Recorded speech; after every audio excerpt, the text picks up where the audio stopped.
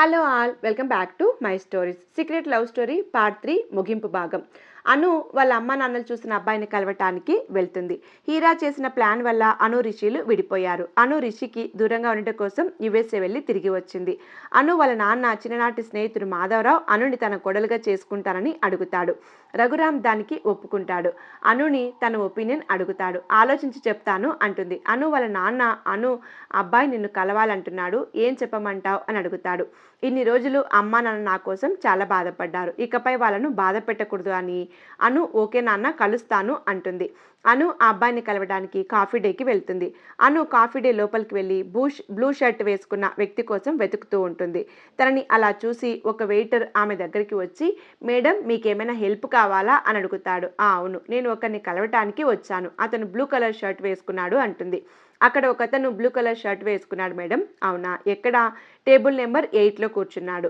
మీరు వెతుకుతున్నది అతనే ఏమో చూడండి. Okay thank you, it's okay madam. Anu అక్కడికి వెళ్తుంది. అతను అటు తిరిగి కూర్చొని ఉంటాడు. ఎవరితోనో ఫోన్లో మాట్లాడుతూ ఉన్నాడు. అతన్ని ముందుకు వెళ్ళి కూర్చుంది. అతను ఆమెను చూసి ఓకే బాయ్ అని ఫోన్ కట్ చేస్తాడు. వెంటనే అను ఈ వాయిస్ ఎక్కడో విన్నట్టుంది అని తల పైకెత్తి చూస్తుంది. ఒక్కసారిగా షాక్ అవుతుంది. నువ్వేంటి ఇక్కడ అని లేచి వెళ్ళిపోతుంది. వెంటనే అతను ఆమె చెయ్యి పట్టుకుంటాడు. అను కోపంగా వదులు రిషి, నేను వెళ్ళాలి అంటుంది. సరే వెళ్ళి మీ నాన్నకి ఏం చెప్తావు మరి అను అంటాడు. అంటే నువ్వు మాధవరావు అంకుల్ కొడుకు నువ్వేనా? అంటే నేను కలవటానికి వచ్చింది నిన్న?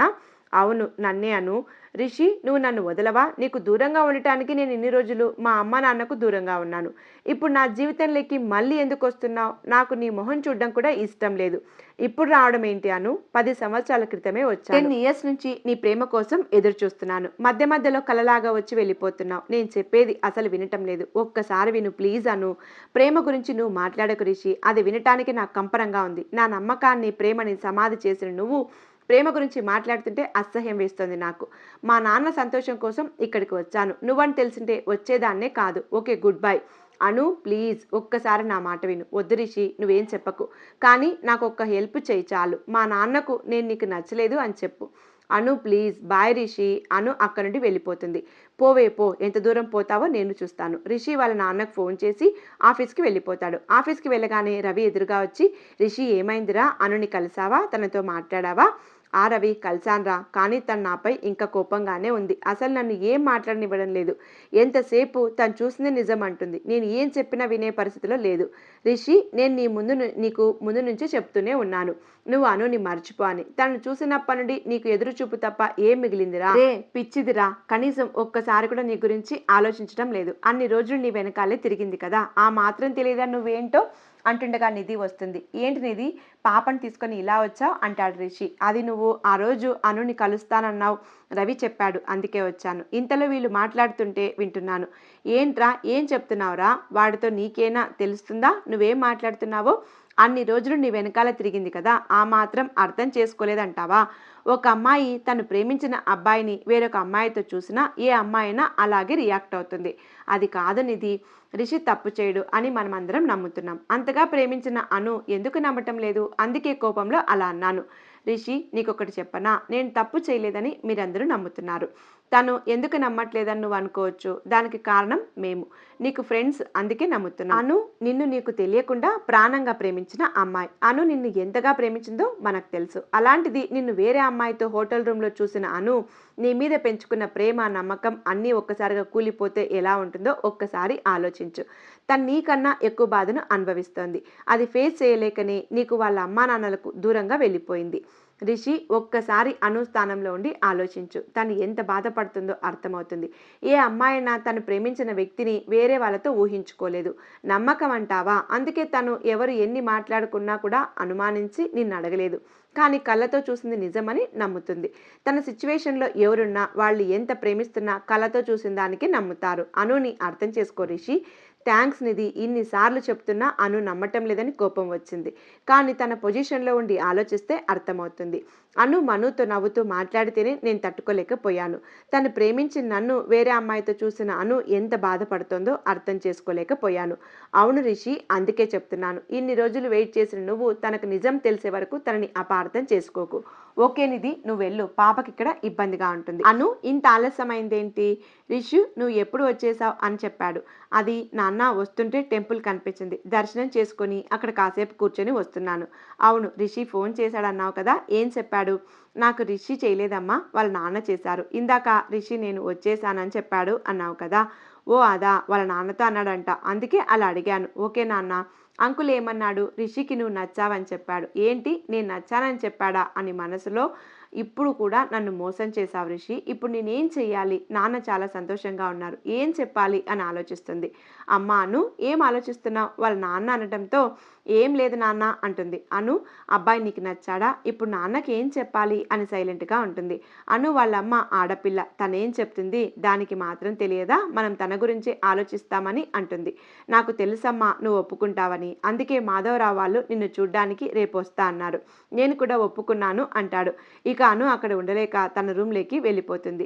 రిషి ఏంటి ఇలా చేశాడు? ఎందుకు నన్ను ఇంకా బాధ పెడుతున్నాడు? ఎవరి నుంచి నేను దూరం కావాలనుకుంటున్నానో అతనే మళ్ళీ నా జీవితంలోకి వస్తున్నాడు. నేను ఏమి చేయలేకపోతున్నాను అంటూ ఏడ్చుకుంటూ పడుకుంటుంది. అనుని విద్య రెడీ చేస్తూ ఉంటుంది. అను చాలా ముభావంగా ఉంటుంది. అను, ఎందుకే జరిగిన దాని గురించి ఆలోచిస్తావు? ఒక్కసారి రిషి చెప్పింది కూడా వినాల్సింది కదా. నువ్వు కూడా అలా మాట్లాడుతున్నావేంటే? నేను రిషిని ఎంతగా ప్రేమించానో నీకు తెలియదా? తన మీద నమ్మకంతోనే అన్ని సంవత్సరాలు అతని కోసం ఎదురు చూశాను. నా నమ్మకాన్ని తను పోగొట్టుకున్నాడు. ఇంతలో రిషి వాళ్ళ ఫ్యామిలీ వస్తారు. వాళ్ళతో స్వాతి కూడా వస్తుంది. స్వాతి అనుని కలవటానికి తన రూమ్కి వెళ్తుంది. స్వాతిని చూడగానే అను ఒక్కసారిగా తన దగ్గరికి వెళ్ళి స్వాతిని పట్టుకొని ఏడుస్తుంది. అను, ఏడవకు అంటుంది. స్వాతి, నేను నా ప్రేమలో ఓడిపోయాను, నేను మోసపోయాను అని ఇంకా ఏడుస్తుంది. అప్పుడు స్వాతి, అను నేను చెప్పేది విను, అన్నయ్య అలాంటి వాడు కాదు, నీకు తెలియదా అంటుంది. నేను అదే అనుకున్నాను. నువ్వు నాతో ఒక్క మాట అన్నావు గుర్తుందా? నేను మీ అన్నయ్యని ప్రేమిస్తున్నాను అంటే ఏం తెలుసు మా అన్నయ్య గురించి అని. అప్పుడు నేను నీతో తను వేరు నేను వేరు కాదు, ఒక్కటే అన్నాను. కానీ అప్పుడు తెలియదు నేను తను ఒక్కటి కాదు వేరే అని. అమ్మాయితో రూమ్లో చూసినప్పుడే అర్థమైంది. అది కాదను, అన్నయ్యను అంతగా ప్రేమించి నీకు తన మీద ఆ మాత్రం నమ్మకం లేదా?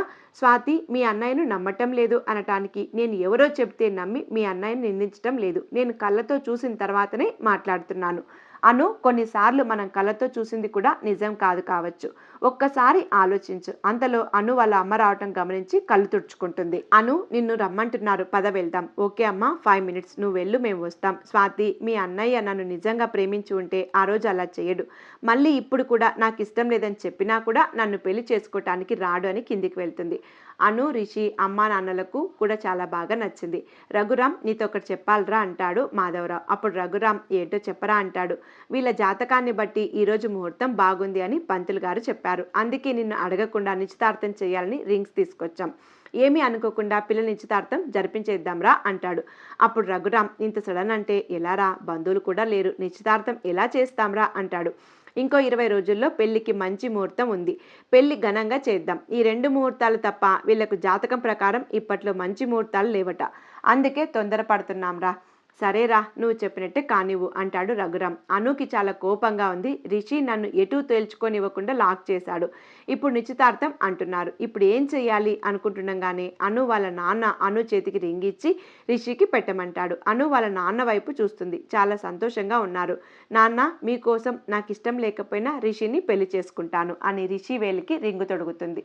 రిషి కూడా అను వేలికి రింగు తొడుగుతాడు. అందరూ చాలా సంతోషిస్తారు. అను మాత్రం సంతోషంగా లేదు. రిషి నన్ను మోసం చేశాడు, నేను పెళ్లి ఎలా చేసుకోవాలి? ఇంతలో పెళ్లి పనులు మొదలవుతాయి. ఒకరోజు రిషి అను వాళ్ళ ఇంటికి వస్తాడు. అను వాళ్ళ నాన్న హాల్లో కూర్చొని ఉంటాడు. రిషిని చూడగానే పెళ్లి పనులు ఎంతవరకు వచ్చాయి రిషి అని అడుగుతాడు. వేగంగానే జరుగుతున్నాయి అంకుల్ అంటాడు. నేను కొంచెం అనుతో మాట్లాడాలి అంటాడు. ఉండు రిషి, పిలుస్తాను. వద్దు అంకుల్, నేను వెళ్ళి కలుస్తాను. ఓకే రిషి, పైన తన రూమ్లో ఉంది అని చూపిస్తాడు. రిషి వెళ్ళి డోర్ ఓపెన్ చేస్తాడు. అప్పుడే డోర్ తీయటానికి వస్తున్న అను రిషిని గమనించకుండా గుద్దుతుంది. అంతే, బ్యాలెన్స్ తప్పి ఇద్దరు కింద పడతారు. అను రిషిని చూసి, నువ్వేంటి ఇక్కడ? ఆయన నా రూమ్కి ఎందుకు వచ్చావు అంటుంది. నువ్వు ముందు నాపై నుంచి లేస్తే చెప్తాను అంటాడు రిషి. అనుకి అప్పుడు గుర్తుకొస్తుంది తను రిషిపై పడింది అని. తొందరగా లేస్తుంది. ఇప్పుడు చెప్పు, నా రూమ్కి ఎందుకు వచ్చావు? అను, మనకు పెళ్లి కాబోతుంది. ఇంక నువ్వు నన్ను అసహించుకుంటే ఎలా చెప్పు? నన్ను నమ్ము అను. పెళ్లి ఇది కూడా నన్ను మోసం చేసి చేసుకుంటున్నావు. నీకు నేను నచ్చలేదు అని చెప్పమన్నా కూడా చెప్పకుండా ఇంతవరకు తెచ్చావు. ఎప్పటికైనా నీకు నిజం తెలుస్తుంది. అందుకే ఈ పెళ్లికి ఒప్పుకున్నాను.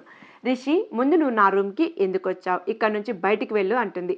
అదేంటి అను అలా అంటున్నావు? మనం పెళ్లి చేసుకుని జీవితాన్ని పంచుకోబోతున్నాం. నువ్వు అలా మాట్లాడుతున్నావేంటి? నీతో జీవితాన్ని పంచుకోవాలి అని నేను కలలు ఎప్పుడో కన్నా ఆ కలలు చెదిరిపోయాయి. ఓకే అను, నేను ఏం చెప్పినా నువ్వు నమ్మవు అని అక్కడ నుండి కిందకు వచ్చి అను వాళ్ళ నాన్నతో, అంకుల్, నేను అను రేపు బెంగళూరు వెళ్ళాలి. అక్కడ ఒక ఫ్లాట్ తీసుకున్నాను. అది అను పేరుపై రిజిస్ట్రేషన్ చేయించాలి అంటాడు.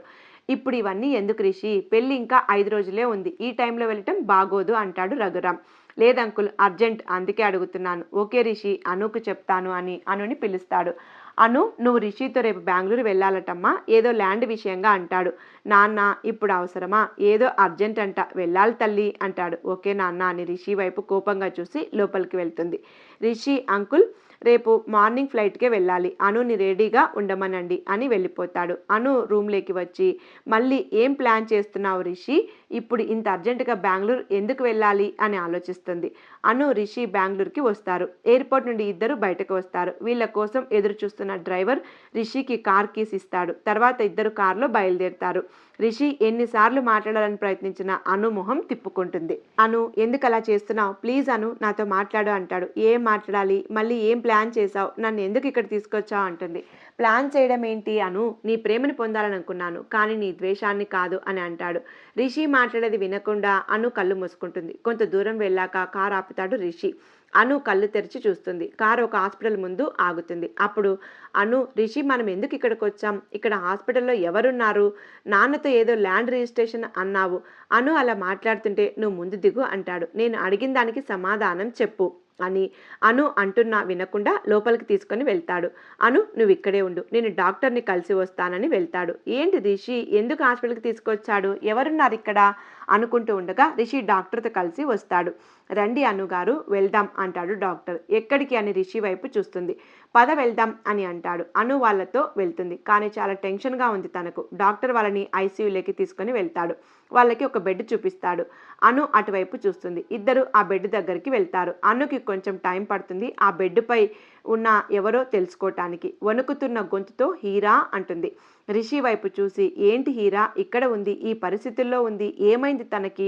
వస్తున్న దుఃఖాన్ని ఆపుకుంటూ అడుగుతుంది. డాక్టర్ వచ్చి హీరాని పిలుస్తాడు. తన కళ్ళని బలవంతంగా తెరుస్తుంది. అప్పుడు డాక్టర్ హీరాతో, ఎప్పుడు అనుని చూడాలి, క్షమించమని అడగాలి అంటావు కదా, చూడు ఎవరొచ్చారో అంటాడు. హీరా అను వైపు చూస్తుంది. ఒక్కసారిగా తన కళ్ళల్లో సంతోషం కనిపిస్తుంది. మెల్లగా అను అంటుంది. ఓపికనంతా కూడదీసుకొని అను తన దుఃఖాన్ని ఆపుకోవటం వల్ల తన వల్ల కాలేదు. హీరా చేయి పట్టుకొని ఏడుస్తుంది. హీరా అనుతో, నన్ను క్షమించు అను అంటుంది. అప్పుడు అను, నేను క్షమించడం ఏంటి హీరా అంటుంది. హీరా తడబడుతున్న మాటలతో, నేను రిషికి ప్రపోజ్ చేసినప్పుడు తను నీ గురించి చెప్పాడు. కానీ నువ్వు రిషికి ప్రపోజ్ చేస్తే వెళ్ళిపోయావని, నువ్వు తిరిగి రావని, ఎలాగైనా రిషి నా ప్రేమను గురించి ఒప్పుకోవాలని అనుకున్నాను. కానీ నేను లండన్ నుండి వచ్చేసరికి నువ్వు రావటం, రిషిని లవ్ యాక్సెప్ట్ చేయటం అన్నీ జరిగిపోయాయి. నేను ప్రేమించిన రిషితో నీతో చూసి రిషి పైన ఉన్న నా ప్రేమని అసూయంగా మార్చుకున్నాను. ఎలా అయినా మిమ్మల్ని విడదీయాలి అనుకున్నాను. ఆఫీస్ స్టాఫ్ వాళ్ళతో నువ్వు వినేలాగా నీ గురించి, రిషి గురించి తప్పుగా మాట్లాడించాను. అయినా నువ్వు రిషిని అనుమానించలేదు. అప్పుడే అర్థమైంది నువ్వు ఏదైనా కళ్ళతో చూస్తే తప్ప నమ్మవు అని. అందుకే ఆ రోజు కావాలనే నాకు హెల్త్ బాగోలేదని రిషిని హోటల్కి రమ్మన్నాను.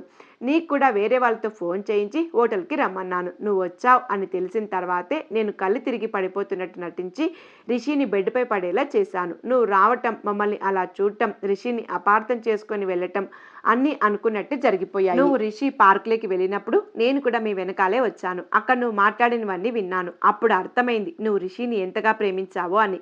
రిషి నిన్ను ప్రేమించాడని చెప్పినప్పుడు ఒక అబ్బాయి ఒక అమ్మాయిని ఇంతగా ప్రేమిస్తాడా, తాను ప్రేమించిన అమ్మాయి కోసం ఇన్ని రోజులు ఎదురు చూస్తాడా అనుకున్నాను. కానీ నువ్వు రిషితో చెప్తుంటే అర్థమైంది ఒక అమ్మాయి కూడా ఒక అబ్బాయిని ఇంతగా ప్రేమిస్తుంది, తన కోసం ఎదురు చూస్తుంది అని.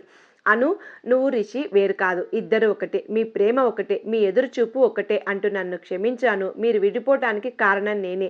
రిషి ఎప్పటికీ నిన్నే ప్రేమిస్తాడు, ప్రేమిస్తూనే ఉంటాడు అని అంటుంది. డాక్టర్ వచ్చి తనని ఇంకా మాట్లాడించకండి అంటాడు. అను హీరా చేయి పట్టుకొని, నువ్వు త్వరగా కోలుకోవాలి, నువ్వు దేని గురించి బాధపడకు, నేను రిషి పెళ్లి చేసుకుంటున్నాం, నువ్వు ప్రశాంతంగా ఉండు అని. ఇద్దరు బయటకు వచ్చి కారులో ఎయిర్పోర్ట్కి బయలుదేరుతారు. అను రిషిని హీరాకు ఏమైంది అని అడుగుతుంది. ఆ రోజు మనం మాట్లాడుకోవటం విని తను ఎంత పెద్ద తప్పు చేశాను అని బాధపడింది. మనల్ని కలవాలి అని చూస్తే అప్పటికే నువ్వు వెళ్ళిపోయావు. తనకు రోడ్డు దాటుతున్న నేను కనిపించాను. వెంటనే తను నా దగ్గరికి వస్తూ ఎదురుగా వస్తున్న వ్యాన్ని గమనించలేదు. తను గమనించే లోపల వ్యాన్ హీరా పైకి ఎక్కింది. అంతే, వెంటనే హాస్పిటల్కి తీసుకుని వెళ్ళాను. కానీ తను అప్పటికే కోమాలెక్కి వెళ్ళింది. తన శరీరంలోని అన్ని అవయవాలు విరిగిపోయాయి. కేవలం తన హార్ట్ బీట్ మాత్రమే ఉంది. 1 ఇయర్ బ్యాక్ కోమా నుండి బయటపడింది. కానీ తన శరీరంలో ఏ భాగం పనిచేయడం లేదు. తను కోమా నుండి బయటకు వచ్చిన వెంటనే నిన్ను చూడాలి, నిన్ను క్షమించమని అడగాలి అని ఆ రోజు నుంచి అడుగుతూనే ఉంది. నువ్వు ఎక్కడ ఉన్నావో తెలియదు. అప్పుడే మా నాన్న తన స్నేహితుని కూతుర్ని నేను పెళ్లి చేసుకోవాలని తన ఫోటో నాకు ఇచ్చాడు. ఆ ఫోటో చూసి నేను నమ్మలేకపోయాను. అది నీ ఫోటోనే, చాలా హ్యాపీగా ఫీల్ అయ్యాను. కానీ నువ్వు ఇంకా నన్ను ద్వేషిస్తూనే ఉంటావనే అనుకున్నాను. అనుకున్నట్టే నువ్వు నన్ను ఇంకా ద్వేషిస్తున్నావు అంటాడు. ఇక్కడ రోజు హీరా నీ గురించే అడుగుతుంది. అందుకే నిన్ను ఇక్కడికి తీసుకొని వచ్చాను అని అను వైపు చూస్తూ అను ఏడుస్తూ కనిపిస్తూ ఉంటుంది. వెంటనే కారు ఆపుతాడు. ఏమైంది అను, ఎందుకు ఏడుస్తున్నావు అని అడుగుతాడు. నన్ను క్షమించు రిషి, నా తొందరపాటు వల్ల నిన్ను చాలా బాధపడ్డాను, చాలా అవమానించాను, నిన్ను అనరాని మాటలు అన్నాను. నువ్వు ఎంత చెప్పినా ఒక్కసారి కూడా నీ మాట వినలేదు. నేను చూసిందే నిజం అనుకున్నాను. స్వాతి చెప్పింది నిజమే. ఒక్కోసారి మనం కళ్ళతో చూసింది కూడా నమ్మకూడదు. మన కళ్ళు కూడా మనల్ని మభ్యపెడతాయి రిషి, నన్ను క్షమిస్తావా అని రిషిని చూస్తుంది. అప్పుడు రిషి నిన్ను క్షమించాలి అంటే కొన్ని షరతులున్నాయంటాడు. అను రిషిని ఏంటవి అని అడుగుతుంది. నిన్ను ఎన్నిసార్లు తిట్టానో అన్ని ముద్దులు ఇవ్వాలి అని ముందుకొచ్చి ఆనుకొని ముద్దు పెట్టుకుంటాడు. థ్యాంక్స్ రిషి, క్షమించినందుకు అంటుంది. రిషి కార్ స్టార్ట్ చేసి ఎయిర్పోర్ట్కి వెళ్తారు. వాళ్ళ కోసం ఎదురు చూస్తున్న డ్రైవర్కి కీస్ ఇచ్చేసి వెళ్తారు. నెక్స్ట్ డే అనుని పెళ్లి కూతురుని చేస్తారు. అక్కడ విద్య కూడా వస్తుంది. సంతోషంగా ఉన్న అనుని చూసి ఏంటి విషయం అని అడుగుతుంది. అను జరిగిన విషయం చెబుతుంది. విద్య హీరా అలా చేసిందంటే అస్సలు నమ్మలేకపోతున్నాను అంటుంది. అప్పుడు అను హీరాకి అలా జరగకుండా ఉంటే బాగుండు అంటుంది. తను ఇంత చేసినా నువ్వెందుకు తన గురించి ఆలోచిస్తున్నావు అంటుంది. తను కావాలని ఏది చేయలేదు, రిషి పైన ప్రేమతో అలా చేసింది. సరే, తన గురించి వదిలే, సంతోషంగా నీ పెళ్లిని ఎంజాయ్ చేయి. అను రిషిల పెళ్లికి అందరూ వస్తారు. వాళ్ళ పెళ్లి అంగరంగ వైభవంగా జరుగుతుంది. రిషి అను నిరీక్షణ ఫలించింది. హీరా రిషి అనుల పెళ్లి వార్త విని చాలా సంతోషించింది. రిషి అనుల పెళ్లితో కథ ముగిసింది. ఇది ఇవాల్టి కథ. ఈ కథ మీకు నచ్చిందని అనుకుంటున్నాను. కథ నచ్చితే లైక్ చేయడం, ఛానల్ సబ్స్క్రైబ్ చేయడం మర్చిపోవద్దు. కథను లాస్ట్ వరకు వినేందుకు ధన్యవాదాలు. వచ్చే కథతో మళ్ళీ కలుద్దాం.